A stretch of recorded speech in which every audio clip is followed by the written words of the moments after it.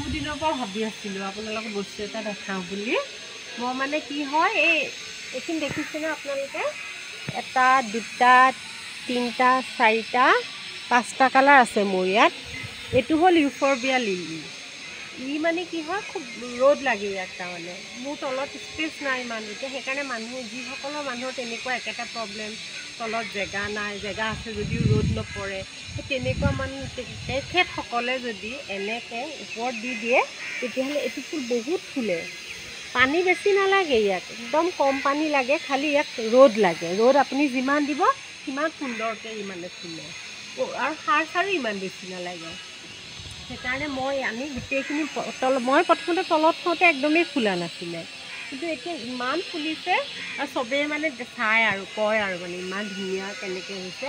আচল কথা হ'ল ৰ'দ, ইয়াৰ আচল কাৰণটোৱে হ'ল ৰ'দ।